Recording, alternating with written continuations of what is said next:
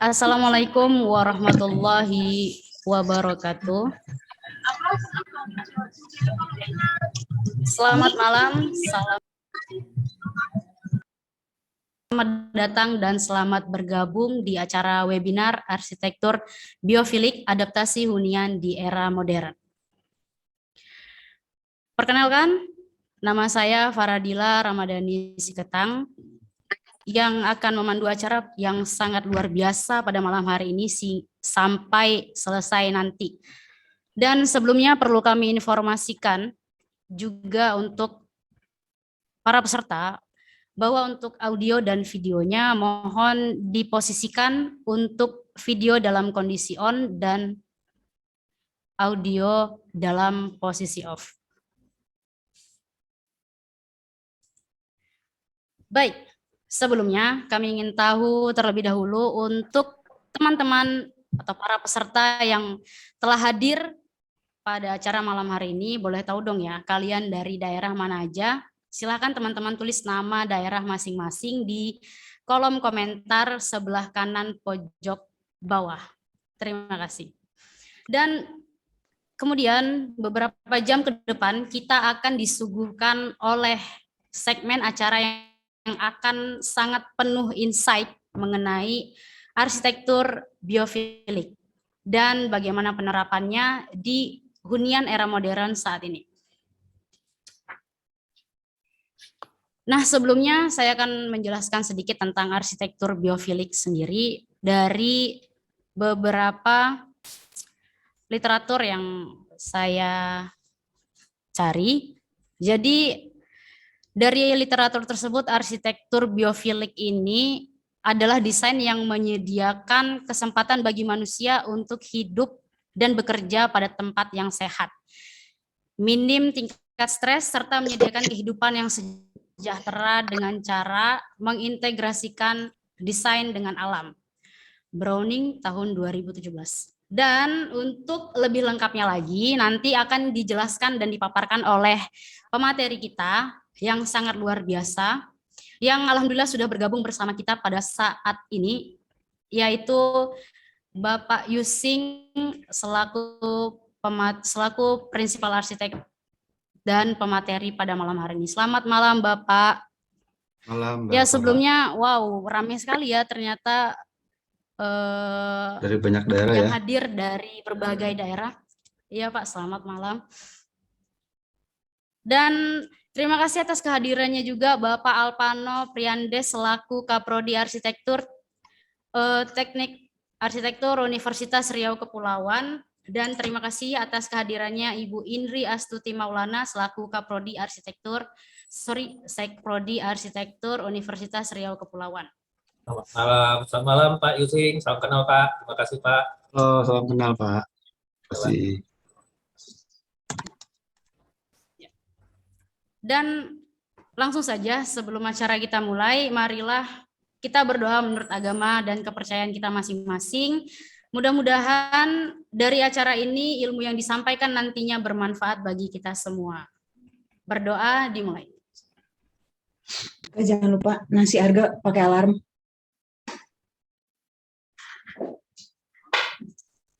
Berdoa selesai.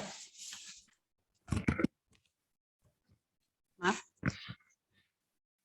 Baik, rekan-rekan yang kami hormati, acara selanjutnya adalah kata sambutan dari Kepala Prodi Arsitektur Universitas Riau Kepulauan kepada yang terhormat Bapak Alpano Priandes. Waktu dan tempat kami persilahkan. Terima kasih. Assalamualaikum warahmatullahi wabarakatuh. Salam sejahtera bagi kita semua.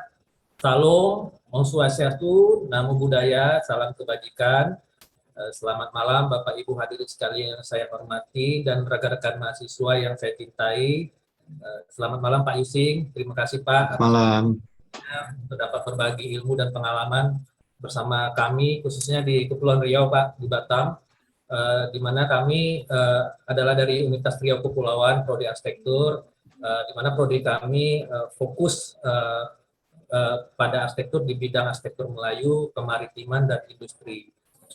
Pertama-tama, marilah kita panjatkan puji syukur kepada Allah Subhanahu wa Ta'ala atas nikmat dan hidayah yang diberikan kepada kita, sehingga pada malam hari ini kita masih diberi kesehatan untuk dapat mengikuti webinar yang diselenggarakan oleh Himpunan Mahasiswa Arsitektur Unrika. Tak lupa juga salawat serta salam semoga selalu tercurah bagi Nabi besar kita, Nabi Muhammad SAW, beserta keluarga, sahabat, dan para pengikutnya hingga akhir zaman. Selamat datang kami ucapkan kepada seluruh peserta webinar yang hadir di sini. Seminar kita mengambil topik tentang arsitektur biofilik, yaitu adaptasi hunian di era modern. Arsitektur biofilik adalah desain yang menyediakan kesempatan bagi manusia untuk hidup dan bekerja pada tempat yang sehat, minim tingkat stres, serta menyediakan kehidupan yang sejahtera dengan cara mengintegrasikan desain dengan alam. Nah, mungkin untuk lebih lengkapnya nanti kita akan sama-sama mendengarkan materi dan juga sharing pengalaman yang akan disampaikan oleh Bapak Yusing sebagai seorang arsitek dan pembicara kita malam hari ini. Untuk meningkat langsung ke materi acara kita, akhir kata, jika ada kekurangan dalam penyelenggaraan seminar ini, kami mohon maaf. Selamat mengikuti seminar, semoga bermanfaat bagi kita semua. Terima kasih. Selamat malam. Wassalamualaikum warahmatullahi wabarakatuh. Waalaikumsalam warahmatullahi wabarakatuh. Terima kasih kepada Bapak Alpano yang sudah memberikan kata sambutannya pada malam hari ini. Baik rekan-rekan semuanya, acara selanjutnya adalah acara yang sudah kita nanti-nanti dari beberapa jam yang lalu, yaitu acara seminar arsitektur biofilik adaptasi hunian di era modern. Namun, sebelum dimulainya acara webinar pada malam hari ini, saya akan perkenalkan terlebih dahulu narasumber kita yang akan memberikan materi kepada kita pada malam hari ini, yang sama-sama sudah kita ketahui bahwa pemateri kita malam hari ini adalah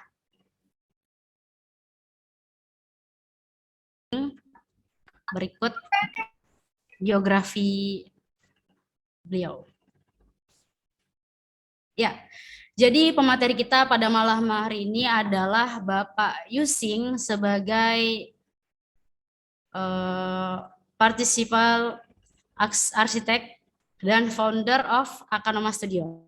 Dan beliau ini menempuh pendidikan di Institut Teknologi Bandung S1 Arsitektur pada tahun 1999. Dan beberapa pengalaman beliau diantaranya adalah sebagai pendiri Studio Genesis, mendirikan Studio Akanoma, dosen pembimbing Studio Desain S2 Arsitektur ITB, konsultan World Bank. Dan beberapa di antara karya Bapak Yusing adalah Rumah Mikro Scaffolding Tumbuh dan Menara Pinisi Universitas Negeri Makassar.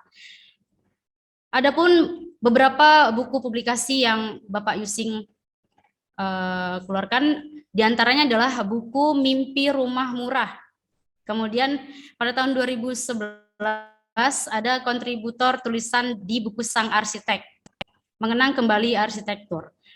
Kemudian karya Studio Akanoma diulas dalam buku 7 Arsitek Indonesia, epilog buku Mengaduk Ruang, Tafsir Merakyat Atas Bangunan karya Rifai Asyari, lalu ada epilog buku Ngekos karya Andi Rahman dan Anas Hidayah. Adapun beberapa penghargaan yang telah didapatkan oleh Bapak Yusing, diantaranya adalah MURI, yaitu Museum Rekor Indonesia, Mahakarya Kebudayaan Bidang Kemanusiaan dan Lingkungan Hidup pada tahun 2021. Selain itu, ini baru-baru ini ya, dapat, selamat Bapak. Kemudian ada juga International Green Leadership Award dari BCI Asia, yaitu karya Rumah Belajar Lingkungan Ocean of Life Indonesia, Watu Kodok, Gunung Kidul, Yogyakarta. Dan juga beliau dapat penghargaan sebagai pemenang yang ketiga, Citizen of Excellent Architectural Design Reflection is Asian Identity, karya Wika Satrian, Wika Leadership Center. Baik, tak lupa pula juga saya akan memperkenalkan moderator kita pada malam hari ini, yaitu Ibu Indri Astuti Maulana, dan saya akan memperkenalkan biografinya. Boleh di screen mana nih? Nah,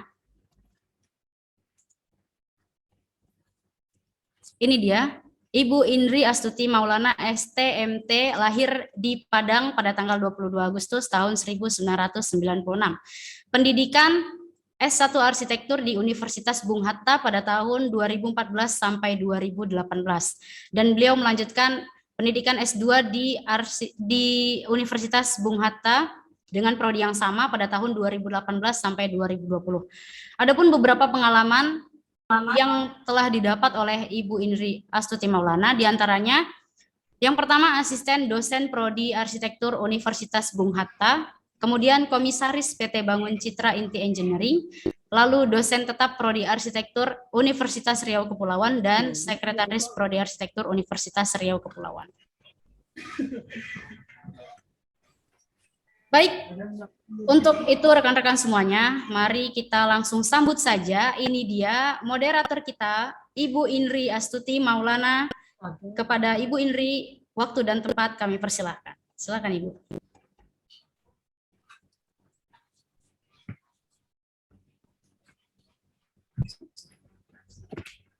Tekan 1, 3, atau 5. Untuk peningkatan pesan suara, tekan 1, 3, atau 5. Nomor yang Anda tuju sudah tidak dapat menerima panggilan.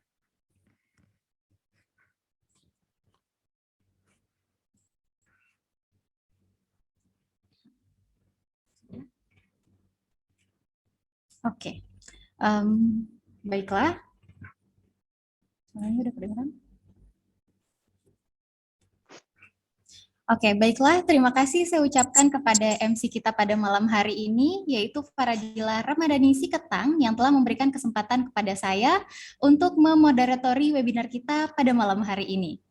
Nah, sebelumnya tadi yang sudah disinggung oleh MC juga, saya Indri Astuti Maulana. Seperti yang sudah dikatakan, saya adalah seorang dosen arsitektur di Universitas Riau Kepulauan dan baru-baru ini juga mengemban amanah sebagai sekretaris prodi arsitektur Universitas Riau Kepulauan yang akan memoderatori webinar arsitektur biofilik adaptasi hunian di era modern bersama Bapak Arsitek Yusing. Wah, untuk itu izinkan terlebih dahulu saya untuk menyapa para audiens dan narasumber spesial kita, yaitu Bapak Yusing yang sudah hadir di aplikasi Zoom kita. Selamat malam dan Assalamualaikum warahmatullahi wabarakatuh. Alhamdulillahirabbil alamin. Puji syukur kita ucapkan kepada Allah Subhanahu wa taala, Tuhan yang Maha Esa yang telah melimpahkan rahmat dan karunia-Nya sehingga pada kesempatan malam hari ini, walaupun masih mengikuti seminar secara online ya Bapak Ibu dan teman-teman sekalian, kita tidak bisa berkumpul dalam situasi yang sama dan tidak juga merasakan pengalaman ruang yang sama. Namun apapun itu kondisinya, kita tetap selalu bersyukur pastinya dan berdoa semoga pandemi ini cepat berlalu dan keadaan bisa membaik jauh lebih baik.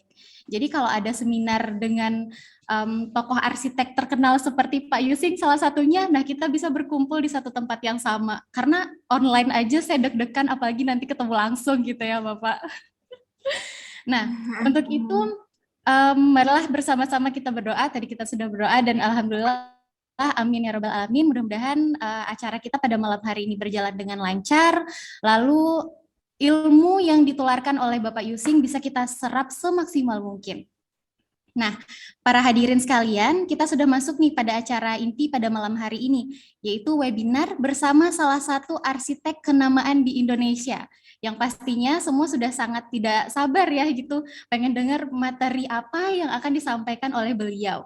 Nah, mari kita sapa dulu pembicara kita pada malam hari ini. Halo, selamat malam Bapak Yusing. Malam, Mbak Indri. Oke, gimana kabarnya Bapak? Baik? Baik, terima kasih. Alhamdulillah. Oke, syukurlah.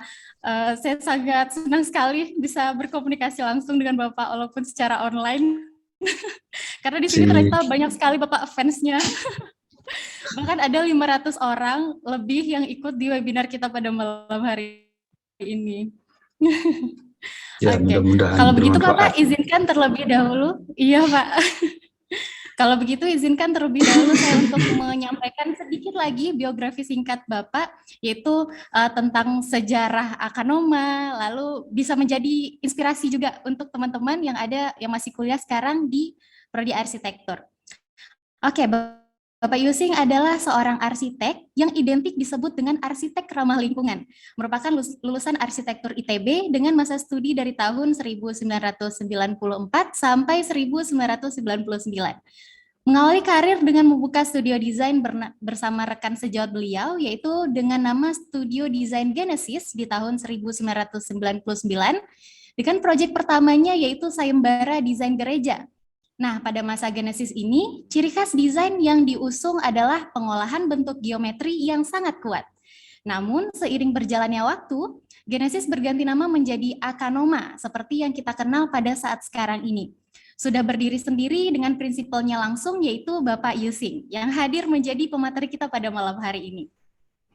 Nah, Studio Akanoma ini atau akar anomali ini berangkat dari keresahan arsitek, yaitu Bapak Yusing terhadap mahalnya pembangunan rumah jika menggunakan jasa arsitek. Maka dari itu, visi utama Bapak Yusing adalah salah satunya untuk mendesain rumah murah sehingga bisa menyentuh berbagai lapisan masyarakat di Indonesia khususnya. Nah, selain itu, pendekatan desainnya sendiri juga berasal dari merekontekstualisasi arsitektur Nusantara yang sangat dekat dengan kesederhanaan dan juga alam. Sehingga arsitektur akan tumbuh bersama dengan alam. Nah, seperti itu yang saya kutip dari beberapa video Bapak yang ada di YouTube. Nah, dan pastinya dari Akanoma ini sudah banyak sekali prestasi dan penghargaan yang didapatkan seperti tadi yang sudah juga dijelaskan. Nah, sebagai prinsipal di Studio Akanoma, Bapak Yusing pastinya banyak sekali memahami tentang konsep dan juga teori-teori dalam arsitektur. Salah satunya yaitu arsitektur biofilik ini yang menjadi tema webinar kita, yaitu arsitektur biofilik, adaptasi hunian di era modern yang akan dipaparkan oleh Bapak Yusing nantinya. Untuk itu, waktu dan tempat dipersilahkan Bapak. Karena kami sudah banyak sekali pertanyaan, apa sih ini arsitektur biofilik, lalu bagaimana cara penerapannya, tujuannya apa, dan lain sebagainya. Untuk itu Bapak, waktu dan tempat dipersilahkan. Untuk materi itu ada 30 menit, dan sesi tanya jawabnya nanti di 20 menit selanjutnya. Silakan Bapak. Baik. Ya, saya share screen-nya.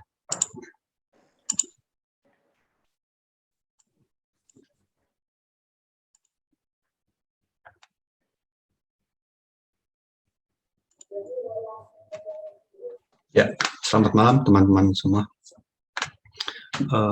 Ya, secara singkat tadi sudah dijelaskan ya, biofilik. Kalau di Wikipedia disebutnya konsep ya, tapi saya kurang setuju ya. Biofilik lebih kepada pendekatan desain. Kalau konsep mestinya sesuatu yang lebih spesifik, yang lebih tajam ya. Kalau biofilik kan satu payung yang cukup besar ya, pendekatan desain yang cukup luas begitu ya. Yang pada dasarnya adalah meningkatkan konektivitas atau hubungan antara manusia dengan lingkungan alam dengan menghadirkan unsur-unsur alam maupun menghadirkan suasana ruang yang alami gitu ya, walaupun tidak ada unsur alam yang hidup misalnya, bisa saja unsur alam bagian dari material misalnya begitu ya. Kurang lebih seperti itu. Biofilik berasal dari dua kata ya, bio dan filia begitu. Jadi bio alam, filia itu menyukai ya, kesukaan. Jadi menyukai hal-hal yang alami begitu ya. Kira-kira seperti itu ya. Kebalikannya dari biofobia. Ternyata ada juga manusia-manusia yang terlalu modern sehingga menjadi biofobia ya. Atau minimal kalaupun belum fobia, dia menaruh banyak sekali kecurigaan terhadap ruang luar, terhadap alam ya. Itu saya alami ketika awal-awal mendesain beberapa karya Akanoma yang membuat banyak integrasi ruang luar dengan ruang dalam ya. Dikatakan bahwa dengan interkoneksi kita bersama kepada alam itu bisa mengurangi stres begitu, lalu meningkatkan kreativitas, meningkatkan kejernihan berpikir dan juga memberikan efek penyembuhan ya buat manusia. Ini contoh fotonya falling water kayak flame road ride ya. Memang ada satu mini saluran air dan ada jalur air dan ada air terjun kecil-kecil ya seperti itu. Lalu bangunannya menyatu dengan itu ya di tengah-tengah suasana seperti hutan ya. Saya kira ini bagian yang salah satu contoh yang sudah lama dan sangat menarik ya, bagaimana arsitektur ingin mendekatkan diri kepada alam gitu. Bahkan alam seolah-olah air itu bagian dari bangunannya, atau sebetulnya bangunannya menjadi bagian dari alamnya. Terbalik ya, karena alamnya sudah ada lebih dulu begitu.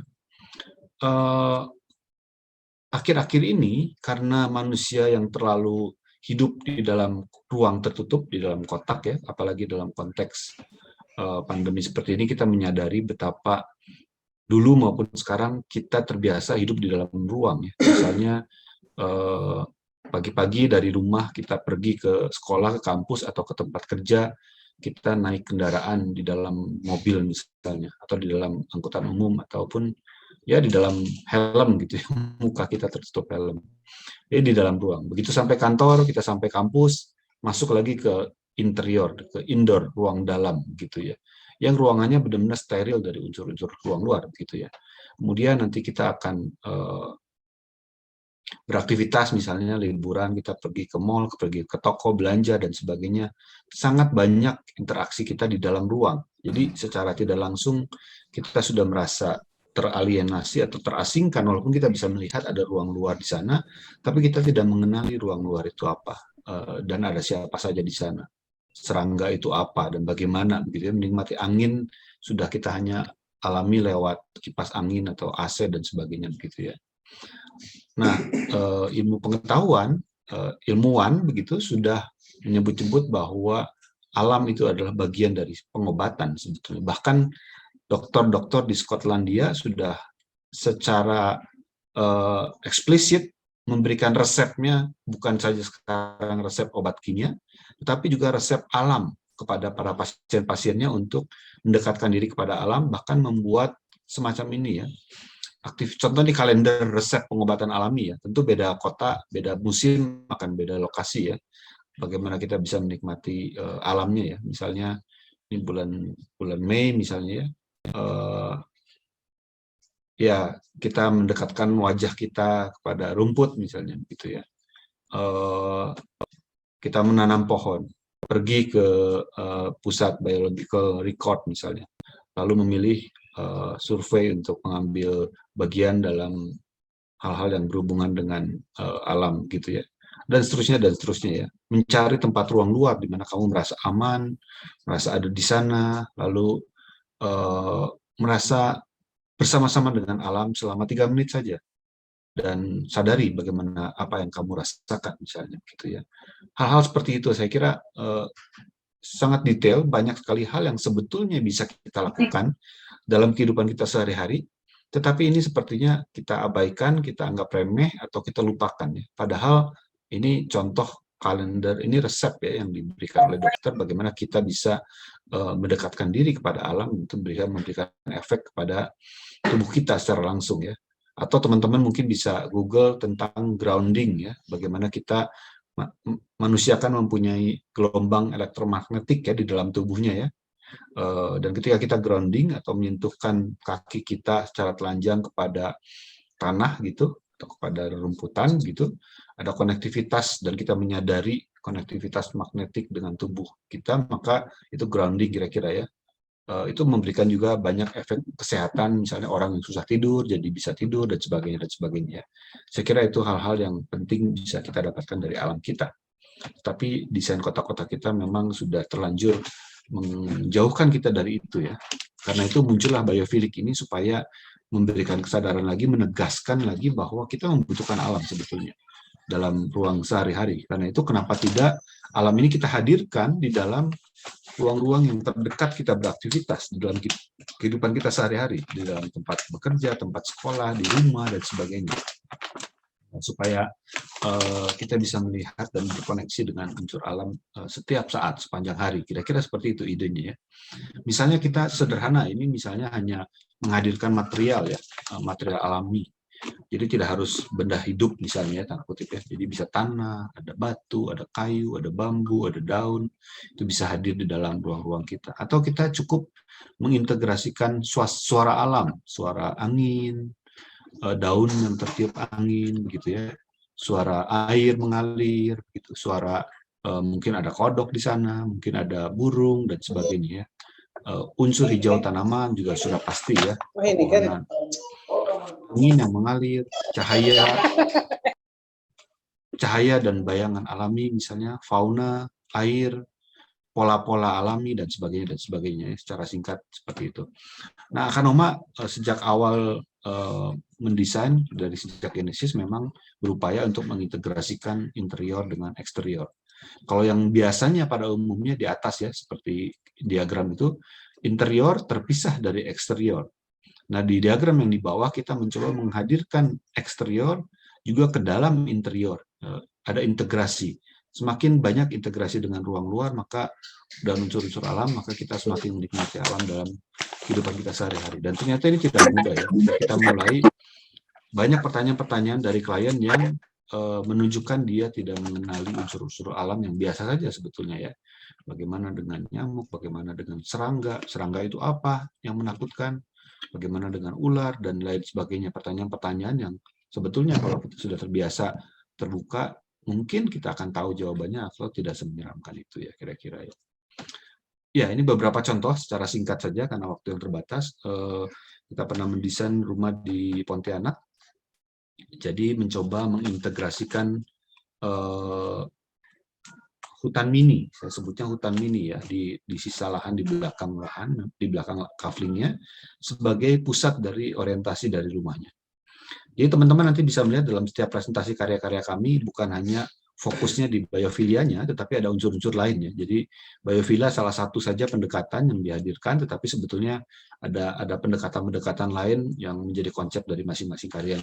Kalau ini di Pontianak, maka kami mengadaptasi karena di Kalimantan rumah panjang ya. Kebetulan memang lahannya pemanjang ke belakang, maka bangunannya dibuat memanjang menghadap relatif utara selatan untuk menghindari panas. Dan Kalimantan yang penting saya kira hutan ya, dan rumah panjang itu biasanya memang di hutan sebagai sumber kehidupan mereka. Jadi kami menamakan kebun di dalam rumah itu hutan mini, begitu ya. Semua terbuka ruangannya kecuali kamar tidur dan dapur dan kamar mandi, tapi ruang keluarga, ruang bermain anak, ruang duduk relatif terbuka. Begitu buka kamar langsung koridor yang terbuka atau selasar yang terbuka kepada ruang luar, begitu ya. Ini integrasinya seperti itu. Ini potongannya. Lalu kita juga memakai motif lokal akar betaut sebelah kiri ini. Itu pada fasad dari ruangan yang lantai 2 ya di depannya. Nah, kami juga kembali mencoba menghadirkan material alami dengan pakai kayu lokal begitu yang bekas. Jadi di sana masih bisa ditemukan kayu ulin yang sangat kuat, tetapi kita cari yang bekas ya dari ownernya ya. Atapnya juga dari atap sirap yang bekas begitu ya. Sementara tetangga-tetangganya yang ini semacam perumahan sudah menggunakan atap seng, dindingnya tembok biasa begitu. Nah, ini berhubungan nanti dengan konteks bagaimana merespon gempa, menggunakan material alam dan sebagainya. Di depan juga kita tanami pohon mahoni, itu juga ada manfaatnya kalau teman-teman cari, dia mengurangi polusi udara, akarnya mengikat air tanah. Ada buahnya mahoni yang juga bisa menjadi sumber obat begitu ya. Kemudian ini efek yang di tengah itu efek bayangan dari fasad akar betaut tadi. Lalu ini pengukuran suhu sederhana ketika adanya hutan mini dalam rumah yang sudah cukup besar, usianya sekitar 3-4 tahun. Ada perbedaan sekitar 5 derajat ya. Ini misalnya yang satu siang di dalam rumah 29,6, di luar rumah 35 derajat. Ada perbedaan sekitar 5 derajat ya. Sementara malam 29, pagi 26 gitu ya.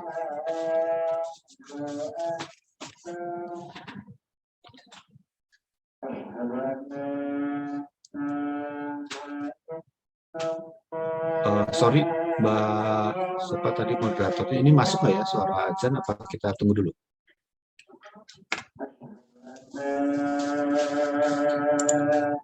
Mbak Indri, suaranya masuk nggak ya? Suaranya masuk. Masuk ya, kita tunggu dulu sebentar ya. Boleh Bapak, dipending Oke. dulu sampai azan selesai. Oke.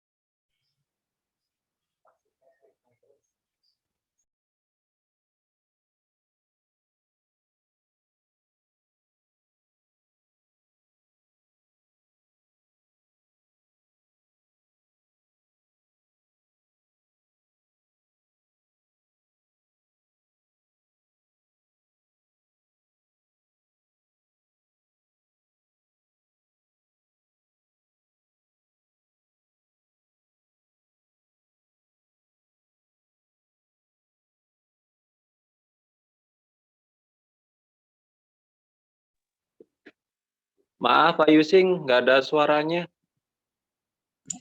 Ya, kita tunggu azan dulu Pak. Di sini masih azan. Sebentar ya.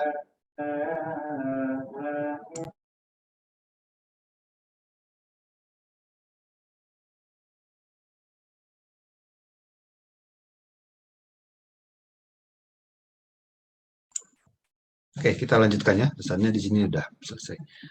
Ya, ini suasana malam. Tapi intinya rumah ini mencoba untuk menghadirkan hutan mini ya, sangat mikro lah ya di dalam rumah untuk sebagai sumber dari cahaya, udara, dan pendinginan bangunan ya. Tapi juga tentu oksigen yang lebih bersih dan sebagainya gitu ya. Kemudian berikutnya rumah bayangan di Semarang. Coba teman-teman tolong chat siapa yang pernah di tengah siang hari terik duduk di bawah naungan pohon rimbun. Ada yang pernah nggak? Coba tolong kirim di chat ya. Apa yang dirasakan ya. Di chat ya. Nah, itu yang saya rasakan sebetulnya. Jadi pengalaman itulah adem ya, kata Afifah ya. Padahal tengah terik ya, sangat panas. Tapi seringkali kadang-kadang kita masuk ke ruangan yang salah desain, ruangannya malah panas, lebih panas dibanding di luar yang ada angin misalnya. Teman-teman juga pasti pernah mengalami itu kan. Ini ironis ya, arsitek mendesain bangunan, tapi ketika masuk ke dalam bangunan malah bangunannya yang lebih panas dibanding di luar, karena di luar walaupun tidak ada bangunan tapi ada angin yang mengalir lebih nyaman, ada naungan bayangan pohon. Ini kira-kira pengalaman yang juga saya alami dan saya ingat ketika mendesain rumah bayangan di Semarang ini ya. Kalau di dalam bangunan lebih panas ketika di luar ruangan, ketika suasana panas, maka sebetulnya desainnya pasti salah tuh, ya pasti kurang bukaan atau salah hadap arah orientasi mataharinya salah, atapnya mungkin menghadap timur dan barat dan sebagainya, maka desainnya pasti salah ya. Kalau di luar lebih adem dibanding di dalam ruangan, gitu ya. Itu indikasi yang sangat sederhana. Jadi dari bayangan pohon inilah kita mencoba untuk membongkar kebosanan dalam mendesain rumah yang terlalu kotak-kotak teratur begitu, dengan melihat bayangan pohon yang garis-garisnya tidak teratur ya. Ada solid, ada void ya, ada gelap, ada terang gitu ya. Tetapi semua ruangan bukan bayangan ini saya anggap sebagai ruangan ya. Yang gelap itu ruang dalam, yang terang itu ruang luar misalnya ya. Dan inilah sumber inspirasi ketika membuat desain rumah ini. Kita mencoba coret-coret denah, bisa nggak sih sebetulnya bahwa denah itu nggak harus selalu kotak gitu, tapi dia tidak saling tegak lurus misalnya, membagi antara ruang terbuka dengan ruang tertutup, membuat taman di antara ruangan dan bangunan sehingga pencahayaan dan ventilasi menjadi silang, masuk ke dalam ruangan, ketika mau ke ruangan lain dia keluar dulu, naik tangga ke atas yang terbuka, baru ada masuk ruangan lagi, di belakangnya masih ada taman, ada dapur, di belakang masih ada sirkulasi buat servis gitu ya. Naik ke lantai 2, baru ada kamar yang juga koridornya terbuka. Jadi bagian depan 1 lantai, bagian belakang 2 lantai.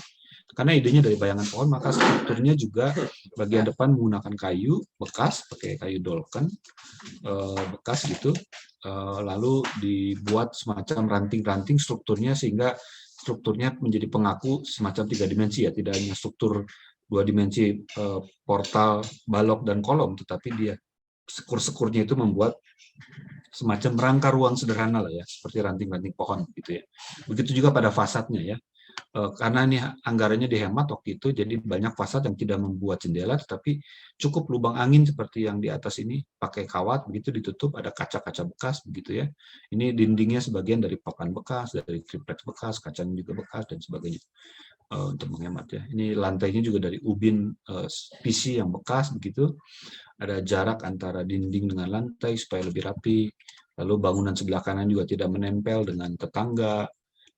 Bayangan masuk di antara ruang-ruang terbuka ini tangga yang naik ke atas begitu ya. Jadi tangga ini di luar ruang karena di bagian dari teras atau koridor yang menghubungkan antara ruang keluarga di depan dengan dapur di belakang ya. Di tengah-tengahnya ada tangga dan ada kamar tidur ya.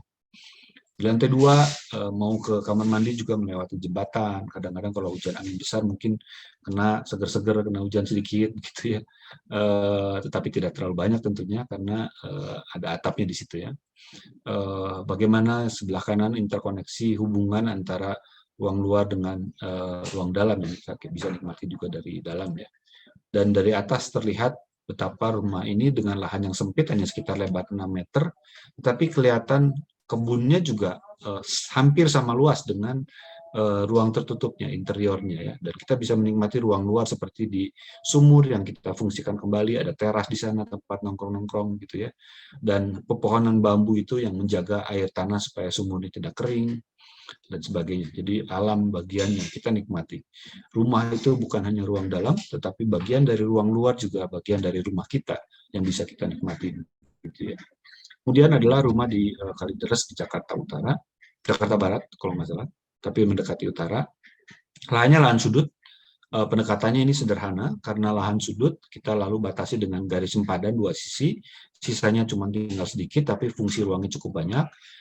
Sebelah kanan yang menempel batas tetangga juga kita usahakan tidak menempel supaya ada jarak ya. Kalau kita lihat lantai satunya ini ada jarak nih, taman kering nih sebetulnya, supaya kecuali kamar mandi ini terpaksa karena sudah habis ya lahannya, supaya sebenarnya menghindari masalah rembas bocor antara dua dinding tetangga begitu ya. Jadi kita kasih jarak, tapi juga untuk ventilasi dan pencahayaan. Lalu karena lahan sudut, maka pendekatannya sisi sudut daripada lahannya direspon dengan bentuk lengkung. Dan karena itu dengan sederhana kita buat teruskan lengkungnya dengan membuat balkon di dua sisi pada bangunannya, termasuk pada ujung masa di tangga itu menjadi lengkung ya. Jadilah tema atau konsep dari rumah ini adalah rumah lengkung ya di Kalideres ya. Kira-kira pendekatannya seperti itu. Nah, bagaimana unsur alamnya nanti kita lihat ya. Lalu di atasnya juga sama, ruangan di atas atap ada ruang musik, drum dan sebagainya. Itu juga dibuat melengkung dengan ada roof garden ya. Unsur-unsur alam tidak banyak karena lahannya memang juga tidak terlalu banyak. Atau di luar kita bisa kasih pepohonan. Ada kolam yang sangat kecil hanya untuk memberikan suasana suara air begitu bisa mengalir dari teras yang atas turun ke bawah begitu ya, untuk menyambut orang yang naik tangga ke lantai 1 karena bawahnya semua garasi ya dan servis begitu. Lalu balkon ini fungsinya sebetulnya untuk fasad bidang lengkung tadi, tapi sekaligus untuk insulasi panas ya daripada fasad yang semuanya ingin punya view yang lebar karena ruangannya tidak terlalu lebar rumahnya, jadi pengen punya view yang luas begitu, tetapi supaya dia privacy tidak terlalu telanjang dari luar, dilihat dari orang dari luar, maka balkon itu berfungsi sebagai penahan visual maupun penahan panas matahari tentunya begitu ya. Ini kira-kira fotonya, jadi itu ada sebelah kiri atas itu ada kolam yang dari balkon sebagian airnya mengalir ke bawah, ada ikan-ikan yang dindingnya kaca jadi masuk bayangannya ke lantai di ruang dalamnya ya. Di tangganya pakai baja dan kayu begitu, material alami, begitu juga pintu utamanya. Ini kayu yang bantalan rel kereta api bekas lalu kita belah supaya lebih tipis, dan ventilasinya menggunakan tembaga bekas cap batik ya. Ini efek rumah lengkung tadi sebetulnya dibentuk dari hanya denah yang lengkung dan bidang-bidang kotak sebetulnya yang vertikal begitu ya, dan vertikal dirapatkan sehingga secara visual kita menganggap dalam otak kita tertipu seolah-olah ini lengkung, padahal ini bukan bidang-bidang kotak-kotak yang kita susun dengan denahnya yang lengkung tadi ya. Fasadnya juga si railingnya tidak rata tapi juga tadi membentuk lengkung begitu ya. Papan kayunya bantalan rel kereta api karena sudah pasti masih tahan cuaca cukup lama ya, karena dia sudah diuji ya, dan memang kayunya kayu tua ya. Kira-kira seperti ini hasilnya. Kerapatannya menjadi penting karena terlalu jarang, tidak terlalu kelihatan lengkungnya, terlalu rapat juga tidak bagus ya, jadi kurang transparan. Jadi ada mengatasi kerapatannya itu kira-kira harus sesuai dengan ketebalan dari papannya itu diatur ya. Kira-kira seperti itu. Ini dari detail, dari dekat. Nah, kalau kita sudah punya konsep dari awal, ini akan dibuat rumah lengkung, itu maka desainnya lebih mudah ya untuk pengembangannya, maka berorientasi kepada lengkung tadi. Jadi tidak harus mencari-cari lagi nih gimana fasadnya dan sebagainya, tapi berorientasi kepada konsep yang kita sudah tentukan dan temukan di awal ya. Ini ruangan di atasnya, roof garden-nya. Taman kering ya. Ya, berikutnya adalah rumah di perumahan kecil, cuman hanya sekitar 20 kafling lebih begitu ya. Tapi kebetulan memang ini kontraktornya, pengembang relatif baru, Jadi karena coveringnya juga sedikit gitu, jadi mau diajak untuk kembali kepada esensi dari ruang yang tidak terlalu banyak finishing ya, karena dengan membuat bangunan yang terpisah dua masa depan belakang, lalu kita mendapatkan taman tengah, ini sebagai solusi sebetulnya masalah pada rumah-rumah di perumahan yang biasanya taman di belakang itu dihabiskan menjadi ruangan ya, lalu kemudian rumahnya menjadi sempit ya. Dengan dua masa seperti ini harapannya pemilik rumah bisa tumbuh dengan naik ke atas. Ketika naik ke atas, entah salah satu atau dua-duanya 2 lantai, maka tetap semua ruangan itu bisa mendapatkan ventilasi silang dan pencahayaan alami dengan kehadiran taman di antara ruangnya. Biasa di perumahan ada kamar mandi di antara 2 kamar ya, kamar tengahnya kamar mandi, tetapi belakangnya adalah dinding tetangga. Jadi tidak ada ventilasi dari cahaya ya, padahal kamar mandi lembab sekali dan tidak nyaman. Begitu juga kamarnya ya, kamar juga cuma punya jendela 1. Kalau di sini di dalam kamar mandi masih ada taman ya, itu bisa dikembangkan pakai pepohonan sesuai hobi pemilik rumah atau sekedar kerikil juga tidak apa-apa ya. Lalu di samping dapur ini ada ruang servis buat jemur yang dibatasi oleh dinding roster dengan ada teras tengah. Ruang tamu cukup besar untuk juga interaksi dengan tetangga dan juga mengawasi kalau anak-anak main di luar ya di dalam perumahannya. Atau menikmati taman di depan, supaya taman di depan bukan cuma dilewatin saja, tapi bisa dinikmati dari teras yang cukup luasnya. Kira-kira seperti ini, jadi kita menghemat banyak anggaran dengan menggunakan atap waktu itu semurah mungkin fiber semen, kita pilih non asbestos, yang insulasi panasnya bisa dirambatkan pohon, itu pun kalau pemiliknya mau ya. Walaupun akhirnya ada beberapa pemilik yang, ya saya lebih pilih pakai genteng ya, tidak apa-apa ya. Tapi nanti ruangannya lebih banyak expose begitu, materialnya sederhana, tidak banyak dikasih cat, tidak dikasih keramik dan sebagainya, karena biasanya perumahan-perumahan kecil seperti ini tidak bisa dijual terlalu mahal dan material finishing pun tidak bisa material finishing yang terbaik ya, jadi cepat rusak, cepat kusam dan sebagainya. Dan pengakuan beberapa pemilik rumah ini setelah jadi memang mereka seperti ke villa ya, pulang ke rumah itu seperti pulang ke villa karena ada pengalaman banyak ruang luar yang menyatu dengan ruang-ruang, semua ruangnya ada di dalam rumah. Jadi dindingnya bata expose, disusun dengan cara motif tertentu, lantainya hanya semen aja, acian gitu, minim dari finishing seperti perumahan pada umumnya. Tetapi ada kaca yang transparan antara taman tengah dengan ruangan sehingga ruangannya terasa lebih lega ya dari belakangnya. Ini untuk aktivitas bisa berjemur seperti masa pandemi sekarang kita perlu berjemur, baca koran atau ngopi atau bakar sate, atau mungkin ada yang perlu kuliah online supaya tidak terganggu dengan yang bekerja online di ruang depan dan sebagainya begitu ya. Aktivitasnya bisa terpisah. Ini sebelah kanan kamar mandi yang di dalamnya ada taman ya. Juga kamarnya tentu juga ada ruang taman, itu nanti bebas diisi oleh pohon-pohon apa ya, pohon rambat atau apapun. Berikutnya rumah Selasar di Cinere. Jadi konsep dari rumah ini adalah memang pemiliknya ingin punya rumah yang suasananya seperti rumah-rumah Belanda di Bandung ya, karena dia pernah kuliah di Bandung ya, padahal lokasinya di Cinere. Tapi dia juga suka yang etnik, tapi tidak terlalu klasik, etnik klasik yang sangat tradisional ya, tapi suka unsur-unsur etnik yang bisa hadir di sana ya. Tapi juga sekaligus dia tidak terlalu suka minimalis gitu, tapi etnik juga tidak terlalu, tetapi ingin ada suasana Belanda tapi tidak murni rumah Belanda. Jadi sangat kompleks ya keinginan dari ownernya. Jadi saya kunci semuanya menjadi satu suasana yang bisa memiliki berbagai karakter itu dan diikat oleh selasar di tengah yang warna pink itu, ada kolam di belakang. Jadi masuk ke dalam rumah langsung mendapatkan selasar yang tinggi sampai ke atas, void sampai ke atas. Ada ruang yang geometri, itu menunjukkan era yang lebih modern, begitu ya. Tapi sekaligus juga nanti ada suasana efek beranda seperti rumah-rumah Belanda ya. Unsur-unsur antiknya nanti muncul pada mebel-mebel kayu tua yang kita pakai.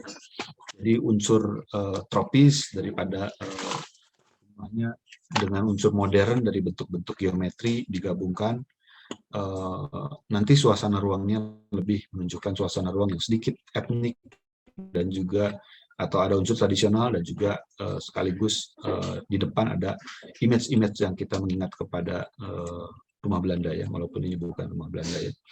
Lalu ada unsur-unsur bambu di sana untuk sun shading yang mungkin rusak bisa diganti, unsur kayu. Ini juga sama tangganya menggunakan batalan rel kereta api buat sun shading begitu ya, sehingga tidak terlalu terlihat orang naik turun tangga, apalagi yang pakai jilbab misalnya ya. Jadi tidak perlu selalu di dalam rumah pakai jilbab begitu, karena cukup terlindung dari luar secara visual ya. Ini suasana ruangnya. Begitu masuk ke dalam rumah kita seperti di teras ya. Foto yang paling atas itu koridor teras beranda dari di depan. Ini ruang galeri batik ya. Untuk dulunya rencana ada jualan kain-kain dan sebagainya. Kursi-kursinya tentu kursi-kursi lama ya, menunjukkan etnik. Ini seperti teras rumah Belanda. Batu-batu. Masuk ke dalam rumahnya ada dapur, ada ruang makan terbuka yang tinggi ini. Lalu masuk lagi lebih ke dalam itu ada teras yang di samping kolam ya. Air mengalir gitu, bisa menikmati kita di amben atau balai risbang ya, risbang kayu dari Jawa Tengah ya. Ini ruang galerinya, di atasnya ada mezanin untuk ruang kerja. Panas mataharinya dengan sun shading dan juga pohon rambat rencananya begitu ya. Ini kelihatan bagaimana ketinggian dari ruangnya, dari yang tinggi lalu yang normal, ada void, ada yang ketinggiannya 1 lantai dan sebagainya ya. Finishing daripada dinding dalamnya pun tidak harus selalu menggunakan cat begitu, efek warna bisa didapatkan dari material ya. Ini kebetulan menggunakan genteng tanah liat bekas gitu untuk finishing daripada fasadnya ya, interiornya ya. Mebel-mebelnya kita bisa melihat.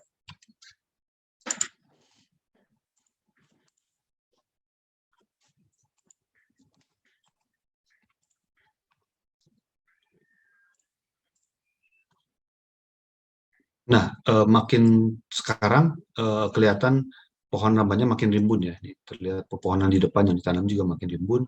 Ini ruang galeri juga makin rimbun. Begitu nih situasi kira-kira mungkin sekitar tahun lalu ya. Dari zaman dulu ya, udah berapa tahun. Ya, berikutnya rumah baja. Ini ownernya memang lebih suka rumah baja begitu. Jadinya saya mendesainnya waktu itu karena anggaran yang terbatas, tapi juga ingin tetap ada konektivitas antar ruang dengan ruang luar ya. Jadi idenya menggunakan kontainer waktu itu. Jadi ada beberapa kontainer, ada 3, ada yang 2 lantai dan 4 lantai. Jadi total ada 5 kontainer disusun secara bebas begitu untuk mendapatkan bebas tanda kutip ya, mendapatkan ruangan-ruangan yang punya efek 3 dimensi yang tidak membosankan gitu ya. Tapi akhirnya ketika waktu itu sudah sempat dibangun pakai kontainer, sempat datang kontainernya, tetangganya protes takut rubuh lah dan sebagainya, padahal tidak mungkin ya. Dan karena ownernya tidak mau ribut juga dengan tetangga, akhirnya dijual lagi kontainernya, lalu kita menggunakan baja dan merakit sendiri, kira-kira tetap menggunakan baja ya. Desainnya kurang lebih seperti ini. Ada kombinasi rumahnya panggung karena kota-kota kita sangat jarang resapan, sangat minim resapan sehingga masalah banjir di mana-mana, termasuk juga negara-negara maju di Eropa gitu. Jadi di sini kita banyak sekali menawarkan rumah panggung ya. Bukan karena rumah panggung tradisional, tapi rumah panggung sebagai solusi atas kurangnya resapan di kota-kota kita ya. Belajar dari presiden rumah panggung, rumah-rumah tradisional kita yang mungkin tujuannya dulu berbeda dengan sekarang ya. Dindingnya sebagian beton cor, sebagian pakai aluminium sing alum seperti bahan atapnya supaya lebih murah begitu. Dan ruangan-ruangannya betul-betul menyatu dengan ruang terbuka. Waktu itu belum ada dinding pintunya karena memang anggarannya juga belum cukup, jadi ruang keluarganya, dapurnya masih terbuka kepada ruang tengah ini ya.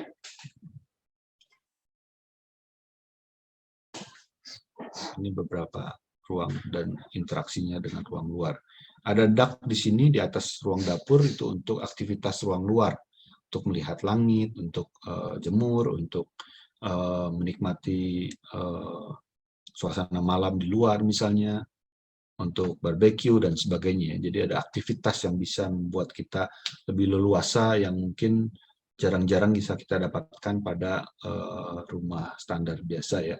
Walaupun ini anggarannya pas-pasan, tetapi tetap punya pengalaman yang berinteraksi dengan ruang luar cukup banyak begitu. Berikutnya ini rumah mikro, kita sebutnya rumah besi putih di Depok. Jadi hobi pemiliknya berkebun, masak-masak, kumpul-kumpul, belum punya anak, tapi bisa bertumbuh. Jadi ruangannya cukup mikro aja 3 meter kira-kira kali 5 meter ya, 6 meter ya, kurang lebih seperti itu ya. Ada ruang cuci, kamar mandi, dapur, dan ruang keluarga. Ada teras untuk ruang ngumpul-ngumpul, yang terasnya bisa berkoneksi dengan dapur seperti pada warung gitu. Lantai 2-nya ada ruang tidur dan dak di atas ruang komunal, balkon, koridor yang ada naik ke atas ke mezanin untuk bisa dikembangkan jadi ruang anak nantinya ya.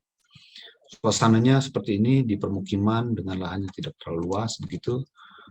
Materialnya kita pakai beton pracetak digabungkan dengan scaffolding sebagai struktur dari fasadnya. Kurang lebih jadinya seperti ini ya. Bagaimana rumah yang kecil juga tetap bisa punya interkoneksi dengan ruang luar. Ini di ruang teras di ruang luarnya, lalu dari dapur bisa langsung berkoneksi dengan yang ngumpul di luar. Ada ruang bisa bercocok tanam pada fasadnya, sekarang sudah mulai gondrong ya, foto terbaru saya belum tampilkan di sini ya, tapi ada di Instagram ya. Kemudian kami juga sempat Ekonoma membantu pengembangan homestay di Ngadiprono, dusunnya tempat Pasar Papringan ya. Kalau teman-teman tahu di Temanggung ada Pasar Papringan, silakan Google. Itu menarik sekali, banyak kunjungannya, terutama sebelum pandemi. Lalu beberapa rumah di sana direnovasi.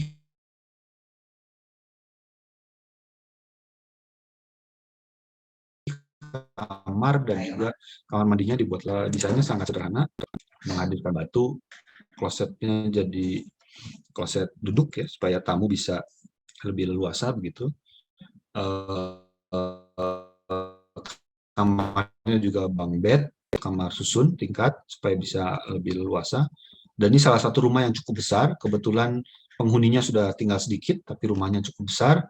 Kita diskusi dengan pemilik rumahnya, mau nggak kamar yang di tengah itu kita bongkar aja daripada dia menutupi pemandang cahaya, suasana ruang jesum dan sebagainya. Kita usul begitu. Foto-foto sebelah kiri itu suasana rumahnya, dan ada kamar yang depannya akan nanti jadi homestay juga ya. Jadi secara sederhana, anggaran tentu sangat terbatas, dibuat menjadi punya pemandangan. Itu yang punya ya Pak Tribut dan istrinya. Ini kamar homestay-nya dengan kamar kapsul ya. Jadi satu kamar bisa masuk 6 kamar kapsul di sini. Ya, ini berikutnya karya terakhir. Pendekatannya adalah mencari apa unsur khas yang bisa diangkat sebagai konsep dari rencana proposal hotel butik di Sangkan Hurip di Kuningan ya. Di Sangkan Hurip itu punya sumber air panas alami, lokasinya memang di sana. Jadi penting sekali sumber air panas alami yang bersumber dari Gunung Sermai. Jadi gunung tertinggi di Jawa Barat. Jadi gunung ini menjadi unsur yang sangat penting. Lalu penghasilan daerahnya juga Kuningan.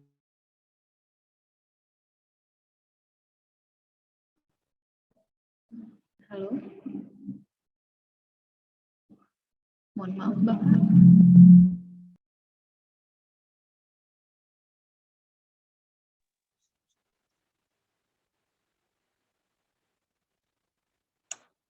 Saya tidak menanam padi karena kurang efektif nanti panennya, jadi diganti oleh sorghum yang lebih mudah perawatannya. Lalu sayur-sayuran pada teras sharingnya diganti untuk tanaman sayur-sayuran dan juga bunga-bungaan ya. Kira-kira seperti itu. Ini pesta kebun di bagian dari landscape hotelnya. Dari hotelnya terdiri dari beberapa masa. Masanya yang utama itu adalah masa teras sharing untuk bawahnya parkir, di atasnya ada ruang meeting, di paling atas ada kafe atau restoran untuk publik yang bentuknya lengkung-lengkung itu dari bentuk padi tadi ya. Dan teras sharingnya sederhana, lurus saja, efisien ruangnya untuk sayur-sayuran begitu ya. Bentuk gunungannya diaplikasikan pada masa hotelnya, yang kalau dari samping kita lihat ada masa gunungan lengkung berundak begitu, lengkung yang teras sharing. Jadi gunungan teras sharing ini kira-kira atap daripada sirkulasi koridor dari hotelnya ya. Dia gunungan tapi juga teras sharing. Dan karena teras sharing maka ada kamar-kamar yang punya spesial balkon dengan sumber air panas alami dengan pepohonan di sana ya. Bisa menjadi jacuzzi yang sangat menarik ya.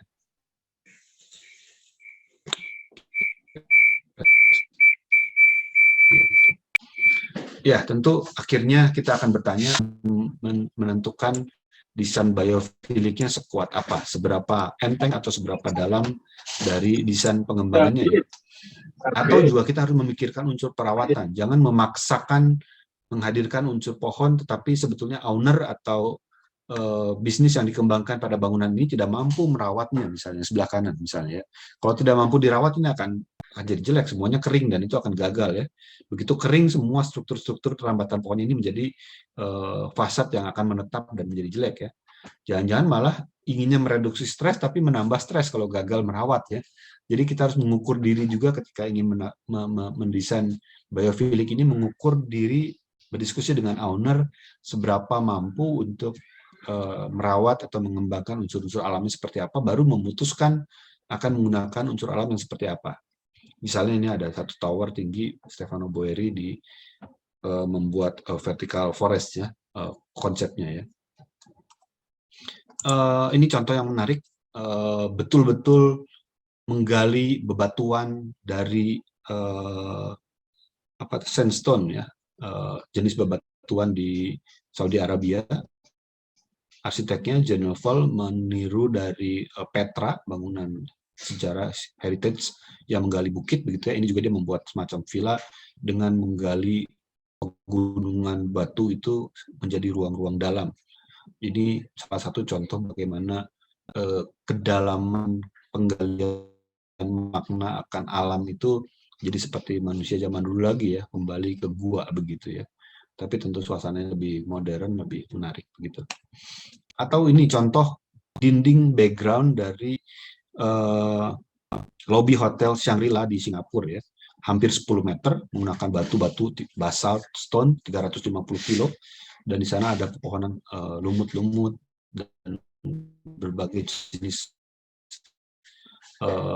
paku-pakuan begitu ya, sangat menarik begitu. Mencoba betul-betul menghadirkan unsur alam yang hampir seperti seolah-olah ini alami, kita ditemukan di gunung-gunung batu begitu ya, padahal ini buatan begitu. Ini beberapa contoh aja buat teman-teman bisa melihat seberapa dalam nanti. Terima kasih, saya kembalikan ke moderator.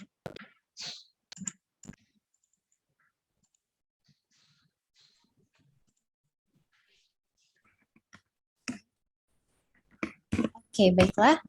Terima kasih Bapak atas materinya.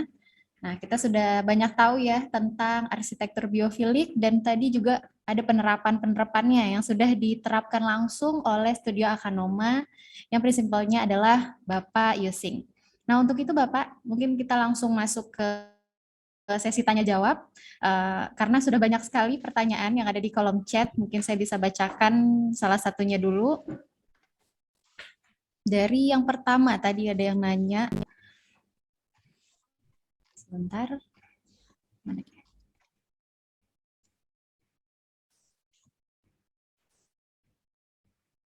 Oke.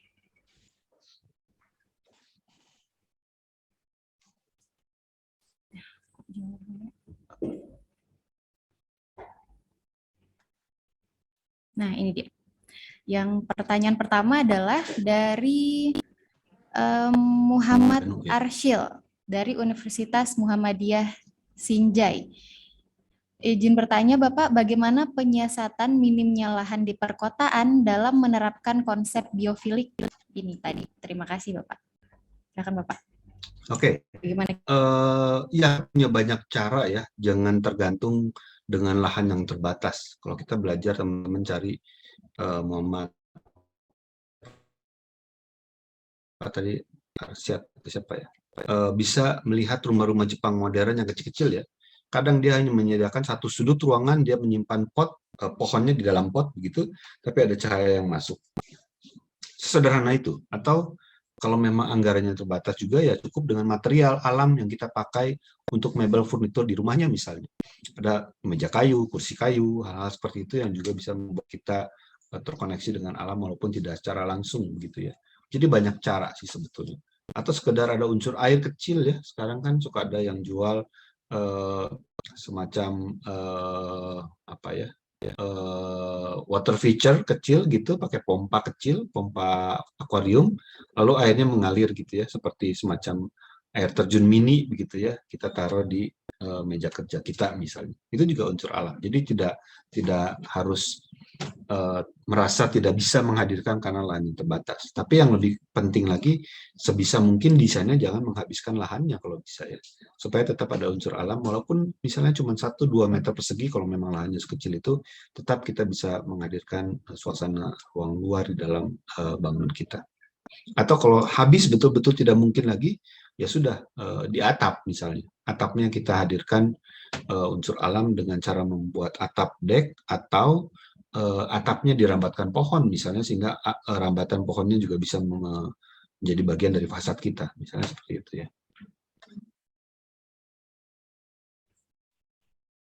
Oke, seperti itu ya Bapak. Berarti banyak sekali metode yang bisa kita gunakan ya Bapak untuk menerapkan si arsitektur biofilik ini. Oke, lanjut nih Pak ke pertanyaan selanjutnya. Ini dari Mas Danu Rahmadi dari Institut Teknologi Kalimantan. Wah, jauh sekali dari Kalimantan. Izin bertanya, bagaimana tentang perawatan dan pemeliharaan rumah-rumah yang memakai konsep biofilik ini? Dan apakah pembangunan rumah dengan konsep ini memakan biaya yang lebih banyak? Nah, ini juga pertanyaan saya nih Pak, gimana tuh Pak kira-kira? Oke, pemeliharaan perawatan dan ya. pemeliharaan tentu akan sangat tergantung dari seberapa dalam atau seberapa banyak unsur alam yang kita pakai ya. Kalau misalnya unsur alamnya kita memilih pohon rambat yang cuman mengandalkan air hujan, biasanya cukup banyak pohon rambat yang tidak usah kita siram pada saat musim kemarau ya. Jadi seadanya aja nunggu hujan gitu ya. Dan itu dia tetap hidup misalnya. Atau beberapa pohon juga seperti itu ya. Itu akan sangat lebih minim ya, kalau itu pohon.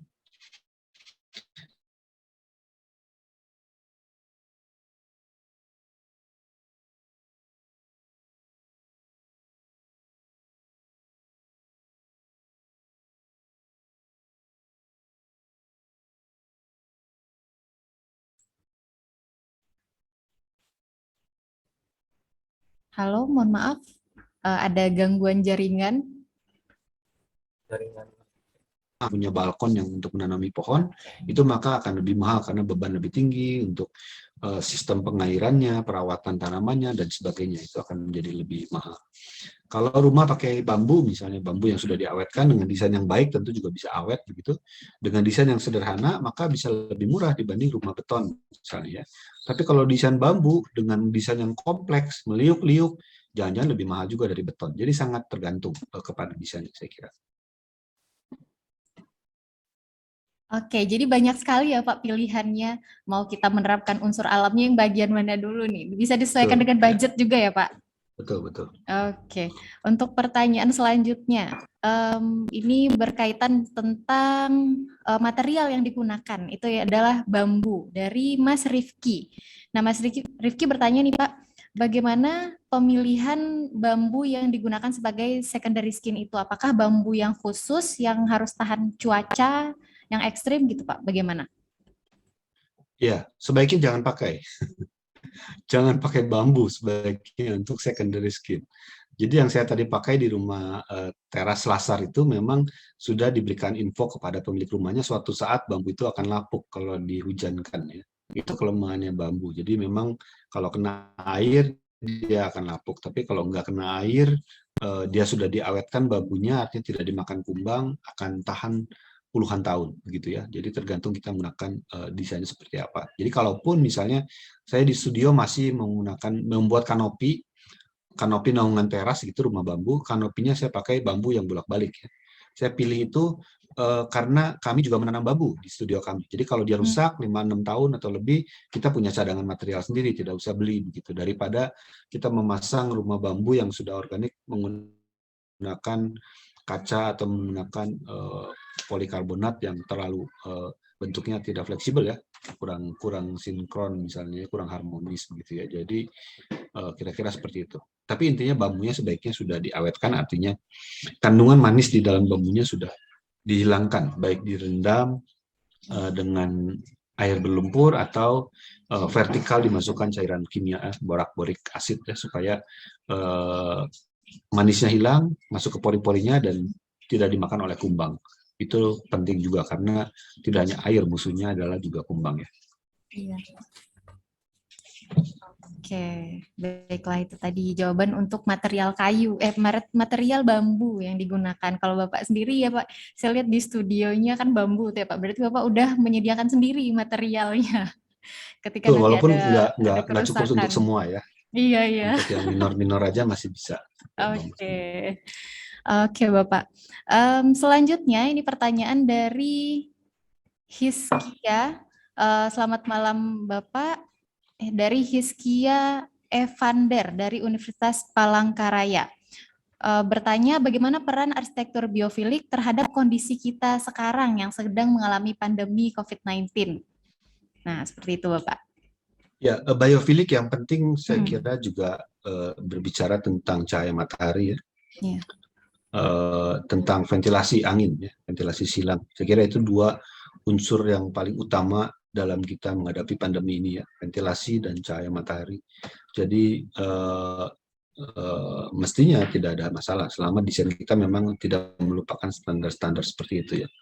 Sayangnya di banyak gedung modern sudah banyak gedung-gedung bertingkat yang melupakan itu, kantor-kantor yang tidak bisa dibuka, banyak sekali hotel bahkan bintang 5 yang tidak berjendela, ada kaca tapi nggak bisa dibuka karena semuanya mengandalkan AC. Saya kira itu juga kurang sehat ya.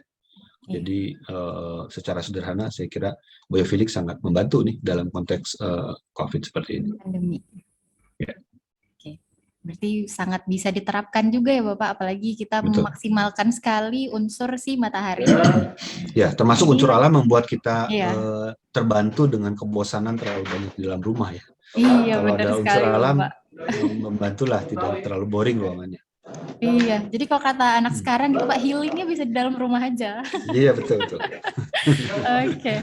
Nah, untuk selanjutnya Bapak, ada pertanyaan lagi tentang material. Kalau dinding baja tadi, itu apa Pak efeknya kepada ruangan kita? Ini dari Ya, kalau Efrida. kalau salah menempatkan dinding baja tadi sing alum ya, pasti panas gitu. Kenapa tadi dipilih baja? Karena memang anggaran yang minim dan juga dinding baja yang dipakai tadi seperti di kamar tidur ya, itu menghadap ke arah tetangga yang tidak menempel dengan tetangga, jaraknya sangat dekat, jadi dia tidak langsung kena matahari langsung. Yang di atap memang masih ada insulasi ya, walaupun insulasinya belum sempurna karena budget ya, walaupun dulu belum ada UPVC, sekarang sudah ada penggantinya atap UPVC ya, lebih adem sedikit dibanding sing alum begitu ya. Saya kira akan jauh lebih baik gitu. Ditambah lagi kalau ada insulasi maka akan lebih baik.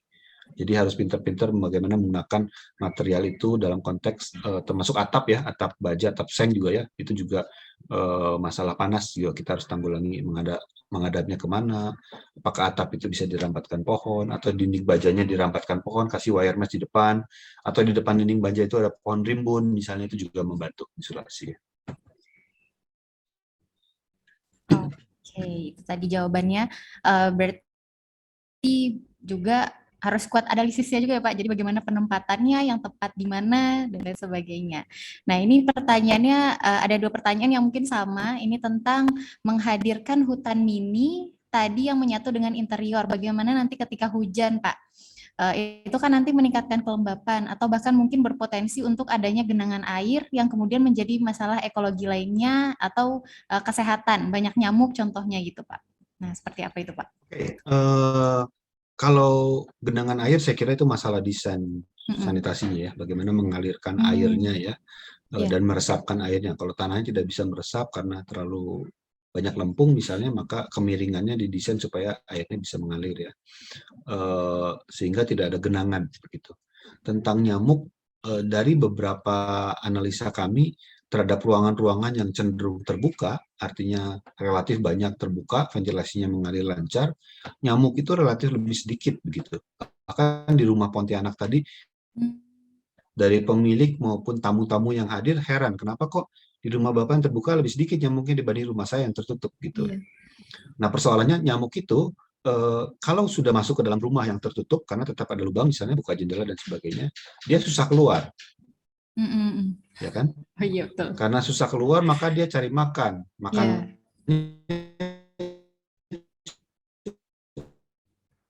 mana ada manusia ya udah makanya itu cenderung dia tidak menetap di dalam ruangan. Saya kira soal nyamuk bisa seperti itu ya, juga menggunakan pohon-pohon yang baunya tidak disukai nyamuk dan sebagainya ya.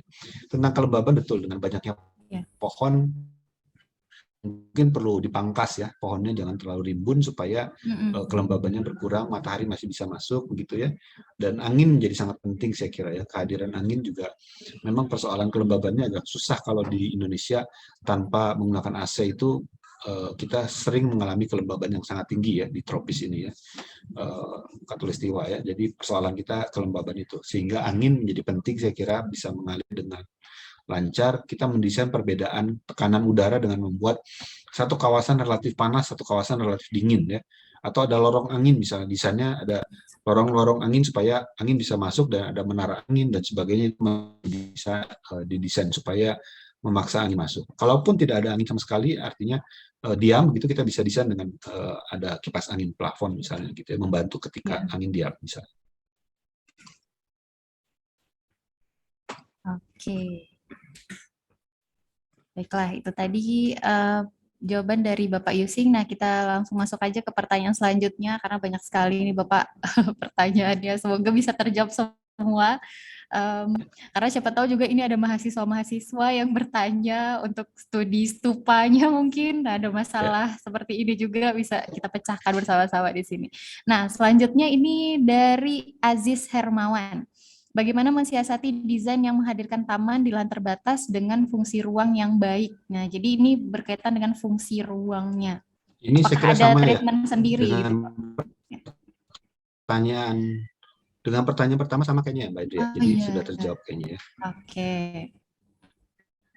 Nah, mungkin nanti kalau kelewatan bisa ditonton di YouTube kita ya, Bapak Ibu dan teman-teman sekalian, di YouTube Himars nanti kita tayangkan ulang. Jadi kalau ada yang kelewatan bisa di-review lagi.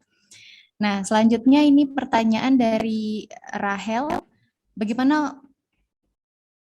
Oh iya, oke. Ini masih sama tentang maintenance. Ya, untuk kayu juga sama ya, pilih kayu yang tahan di cuaca ruang luar ya, itu juga nggak banyak ya, dan relatif mahal untuk kayu yang tahan ya. Bambu saya kira jangan kalau bisa, kecuali sekarang banyak sekali material-material baru ya, material alam yang menggunakan teknologi, misalnya ini memang ada yang suka ada yang enggak, tapi misalnya wood plastic composite ya, jadi serat kayu dicampur dengan plastik gitu, menghadirkan material yang baru, kayu yang mengandung plastik misalnya, dia menjadi lebih tahan, tapi dia tetap masih menggunakan kayu ya, tidak murni plastik gitu ya.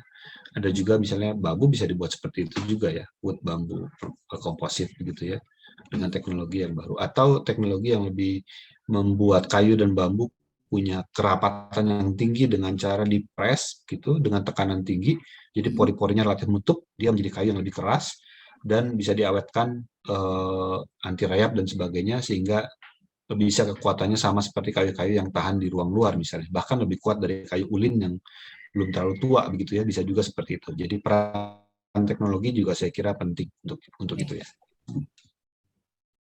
Oke, baiklah, itu dia tadi berkaitan lagi dengan teknologi. Kalau kita ingin memaintenance bangunan kita yang ada unsur alam ini.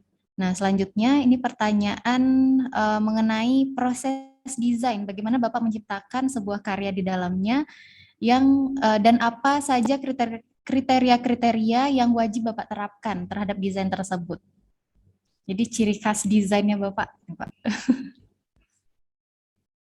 Mungkin bukan ciri khas ya, tetapi bisa berbeda-beda karyanya, tapi tadi sudah ada kata kuncinya adalah kami berusaha untuk mencari ide, mencari gagasan dulu di awal. Jadi seperti kalau di kampus kan langsung disuruh analisa ya, mahasiswa ya, analisa site, analisa program ruang, analisa matahari dan sebagainya, sirkulasi. Kalau kami nggak mulai dengan itu, karena nanti cenderung karyanya menjadi monoton kalau mulai dengan analisa. Tapi kami mulai dulu dengan gagasannya apa nih untuk proyek ini yang cocok gitu. Untuk fungsi ini, untuk klien ini, apa gagasan yang cocok, seperti beberapa contoh yang tadi kami berikan ya. Nah, dari gagasan itulah baru apa yang penting supaya gagasan ini bisa terwujud dalam karya arsitekturnya, terlihat mudah dipahami, jadi nggak gombal gitu. Kadang-kadang kita bikin konsep, saya suka lihat banyak karya mahasiswa itu konsepnya melambung tinggi, mengawang-awang, abstrak, filosofis, tapi gombal gitu. Kelihatan sekali dalam desainnya, itu berarti gagal. Jadi konsepnya tidak bisa diterjemahkan ke dalam desain. Jadi kriterianya harus bisa dihadirkan orang melihat ketika rumah lengkung ya jelas kelihatan lengkung begitu ya, bukan cuma denah tapi pada fasadnya kelihatan misalnya gitu ya. Ketika membuat rumahnya seperti naungan pohon ada suasana-suasana seperti struktur pohon dan sebagainya, fasadnya ranting dan sebagainya begitu ya. Hal-hal seperti itu harus kelihatan. Dan hal-hal yang standar lainnya ventilasi, pencahayaan itu wajib, saya kira standar aja sih bagaimana mendekatkan desain semua punya syarat-syarat seperti itu. Kira-kira seperti itu. Jadi intinya adalah berusaha untuk mencari gagasan yang menarik ya untuk diaplikasikan ke dalam desain kita supaya ada cerita tambahan, bukan cuma sekedar analisa saja. Tapi ada cerita dari karyanya. Wah, itu dia tadi kata kuncinya berarti gagasan ya Pak. Nah ini bisa jadi refleksi juga nih buat kami para dosen. Jadi bisa mengambil dari gagasan juga, karena mungkin dengan gagasan pemecahan masalahnya lebih tepat juga kali ya Pak.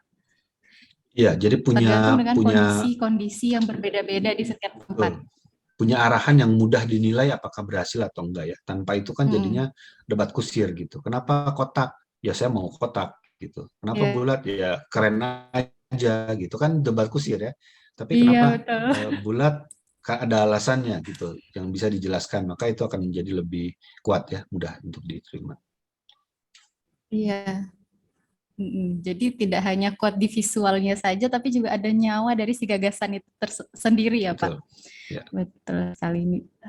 Bisa jadi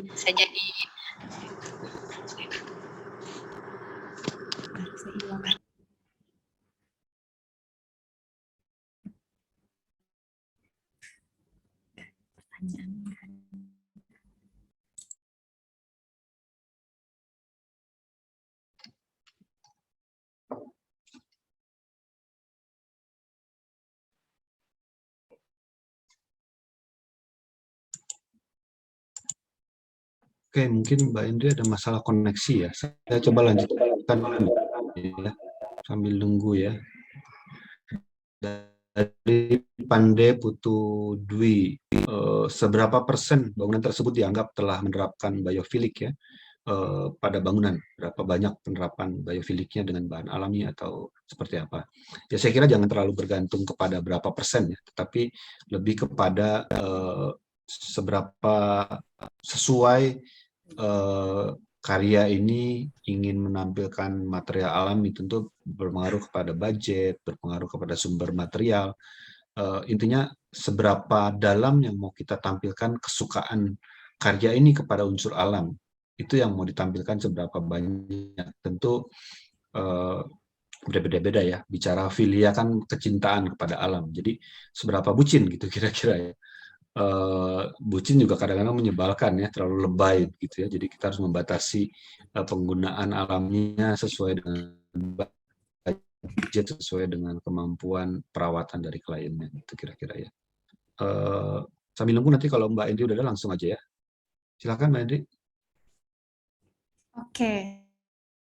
Bapak, maaf saya tadi terpotong karena jaringan. Ya. Kita lanjut ke pertanyaan Yus umum.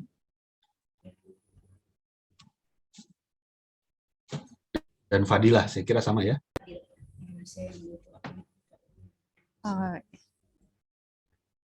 Nah ini ada pertanyaan nih Pak. Mungkin ini yang ketemu dulu. Sudah adakah developer, ini dari Bapak ST Maulana, sudah adakah developer menggunakan rumah jualannya dengan konsep arsitektur biofilik ini Bapak?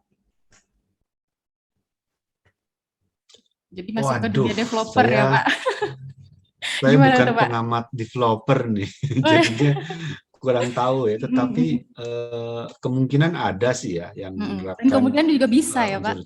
Betul. Jadi saya juga sempat membantu salah satu klaster di Vida Bekasi ya, di Bekasi. Juga ruangan-ruangannya kita mencoba tidak menempel kiri kanan, tapi pengennya dua-duanya tidak nempel kiri kanan tetangga, tapi karena kliennya pengen lebih murah maka nempel satu sisi, yang satu sisi menyatu dengan taman begitu ya. Lalu ada beberapa klaster yang punya taman belakang dan itu taman publik ya. Jadi ada pintu belakang, keluar pagar itu ada taman bersama gitu ya. Saya kira sudah termasuk itu ya. Tergantung seberapa pengembangnya murah hati dan menyadari bahwa unsur alam itu bisa menjual gitu kira-kira. Ya. Mm-mm. Betul, betul.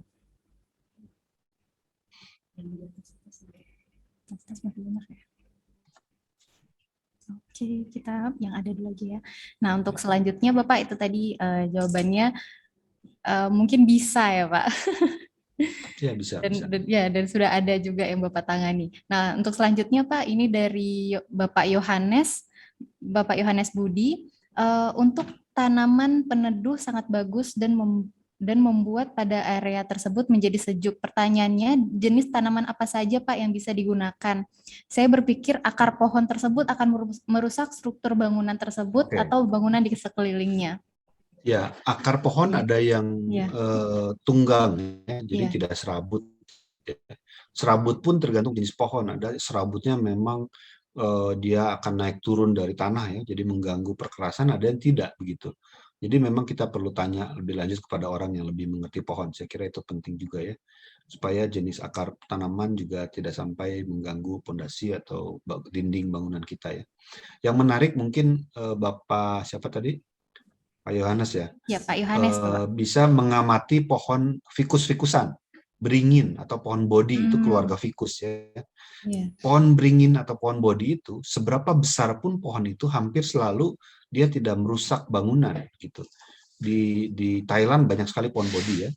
Gedung-gedung di Thailand itu di tengah rumah misalnya ada pohon bodi yang dari foto rumah lamanya kecil, tapi sekarang pohonnya sudah sangat besar. Jadi seperti menempel pada bangunannya, seperti candi yang di film apa tuh, candinya sudah penuh dengan pohon ya. Kira-kira seperti itu. Beringin juga begitu. Saya banyak melihat pohon beringin yang tidak sengaja tumbuh di pot-pot di trotoar kota ya. Jadi akarnya cuma penuh di pot itu aja. Dia tidak merusak potnya, kecuali sudah terlampau besar, udah nggak cukup lagi, ya udah di situ. Beda dengan pohon angsana. Angsana itu akarnya bisa ngangkat-ngangkat trotoar dan sebagainya begitu ya. Kalau beringin cenderung pada ruang sempit. Saya banyak melihat pohon bodi di Thailand waktu itu, sebelahnya cuma paving block, lalu di tengahnya ada tanah kecil, lingkaran gitu ya. Nah, akarnya itu penuh di sana, di yang ada tanah itu. Paving blocknya yang cuma paving block aja, sangat sedikit yang masuk ke paving block si akarnya itu. Jadi dia cuma menguasai ruang tanah, padahal pohonnya sudah besar. Dan banyak pohon-pohon bodi yang sudah besar itu hanya menempel pada bangunan saja, karena lokasinya terlalu dekat ya, bukan sengaja nempel ya. Kira-kira seperti itu. Jadi tidak semua pohon itu juga merusak, saya kira. Oke. Nah, ini masih berkaitan sama yang pohon dan tanaman itu tadi, Pak. Ini juga ada yang bertanya tentang bagaimana pada malam hari, kan itu pohon juga menyerap oksigen yang sama dengan kita. Bagaimana itu, Pak? Apakah kita tidak berebut oksigen nantinya? Iya, kan kita bisa membuat desain yang tidak saling rebutan. Jadi kita sediakan aja sumber oksigennya sebanyak mungkin supaya tidak kurang. Caranya gimana? Ya gampang, jangan dibuat ruang tertutup begitu. Buat aja ada bukaan, ada lubang angin gitu ya. Lubang angin itu kan akan jadi sumber masuk. Jadi fresh air lah. Kalau AC itu ada fresh air-nya gitu ya. Jadi supaya nggak rebutan gitu. Toh ada fresh air. Jadi air udara baru akan selalu bisa masuk. Oke, itu dia tadi jawabannya. Dan pertanyaan selanjutnya, ini kita sampai jam 20:30. Oke, kita sisa waktu 4 menit lagi. Mungkin satu pertanyaan lagi ya Bapak, yang kita pilih. Siapa ya? Nah ini Pak, bagaimana mengedukasi klien supaya bisa menerima penggunaan material alami pada rumah? Karena kebanyakan orang awam sulit menerima.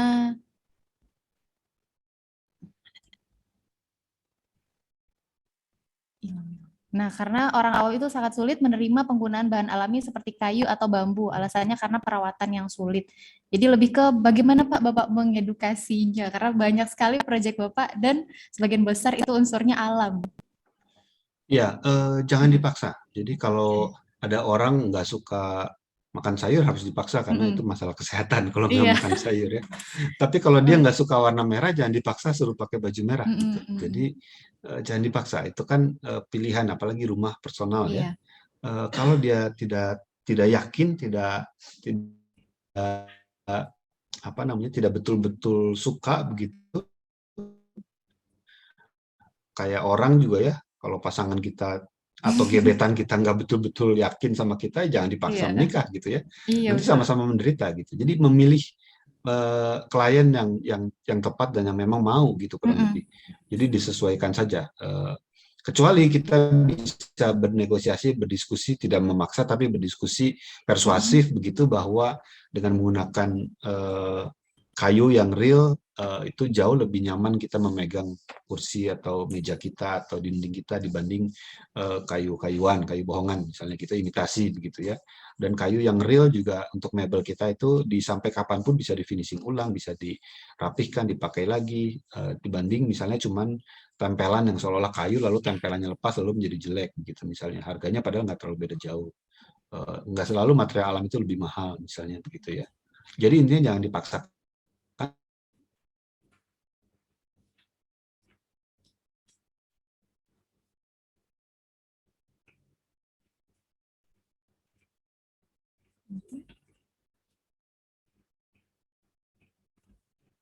Kita yang Oke, itu tadi jawaban dari Bapak Yusing. Jadi itu tergantung lagi ke selera. Sebagainya ya. Tidak harus Bagiannya, selalu nggak berupa boleh materi, dipaksa. ya.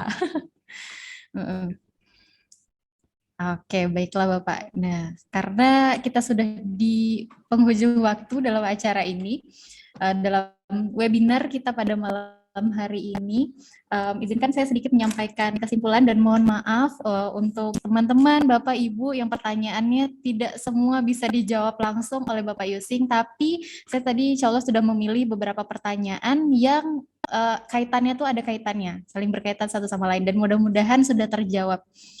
Dan jadi dari seminar tadi yang sudah kita dengarkan dari Bapak Yusing tadi di awal statementnya menegaskan bahwa sebenarnya biofilik ini lebih ke pendekatan dalam mendesain arsitektur, di mana konsep pendekatan biofilik ini dia akan mengurangi tingkat stres, tapi akan lebih menambah kreativitas, menambah kejernihan dalam berpikir, dan memberikan juga efek penyembuhan ketika kita ada di dalam bangunan yang memiliki penerapan atau pendekatan dari biofilik.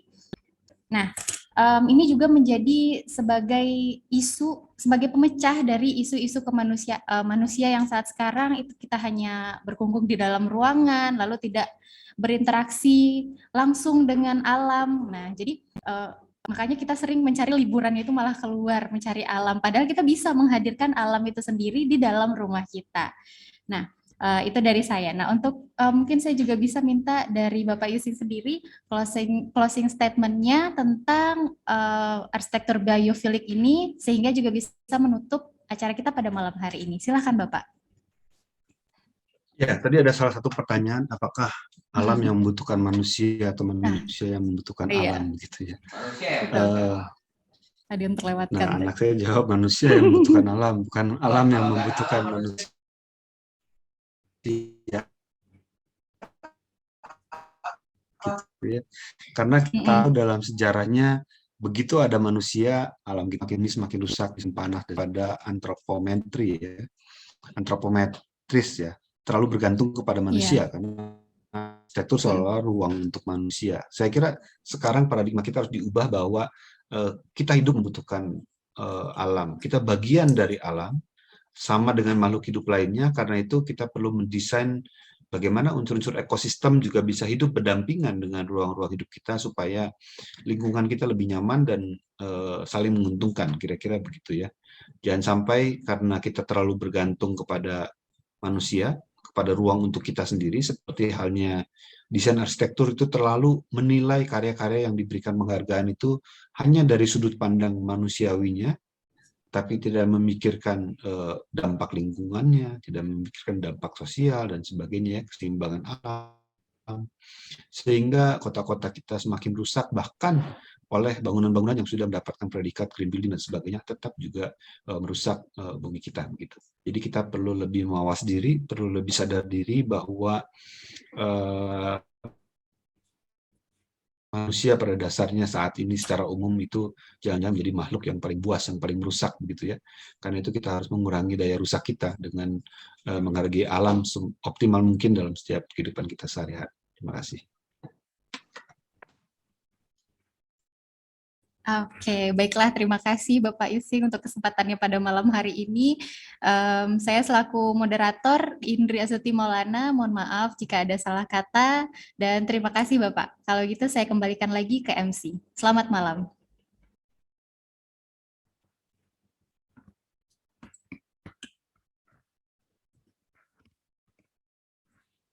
Ya, baik, luar biasa sekali. Terima kasih kepada Bapak Yusing selaku narasumber kita pada malam hari ini. Dan terima kasih kepada Ibu Indri Astuti Maulana yang sudah menjadi moderator dan memandu acara kita pada malam hari ini. Semoga ilmu yang diberikan oleh Bapak Yusing bermanfaat untuk kita semua, dan mohon maaf jika pertanyaan-pertanyaan tidak bisa disampaikan secara keseluruhan. Mudah-mudahan pertanyaan yang tadi telah dijawab bisa menjawab pertanyaan-pertanyaan lainnya yang tidak bisa disampaikan pada malam hari ini. Baik, dan akhirnya kita sudah berada di penghujung acara. Saya selaku MC pada malam hari ini berterima kasih kepada teman-teman semua yang turut hadir dan berpartisipasi pada malam hari ini. Terima kasih atas perhatiannya. Untuk informasi kegiatan-kegiatan acara selanjutnya bisa dilihat di Instagram kami @arsitektur_unrika. Mohon maaf apabila ada kesalahan. Saya Faradila Ramadhani Siketang, pamit undur diri. Oh ya, sebelumnya mohon maaf karena kita boleh foto bersama untuk dokumentasi. Mohon untuk videonya diaktifkan. Terima kasih. Mohon untuk videonya diaktifkan, kita bisa dokumentasi untuk foto bersama.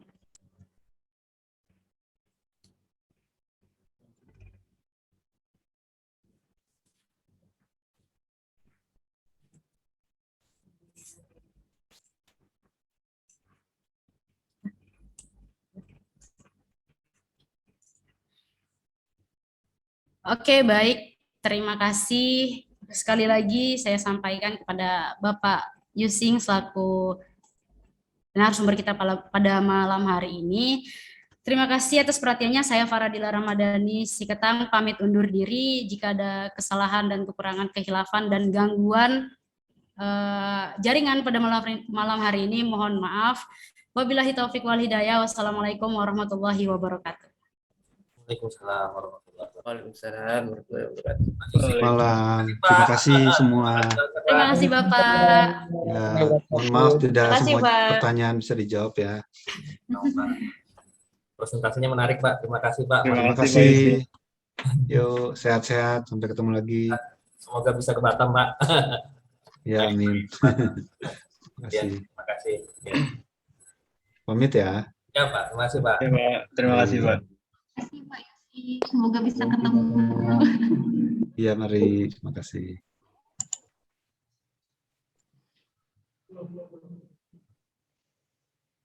Terima kasih semuanya yang sudah hadir.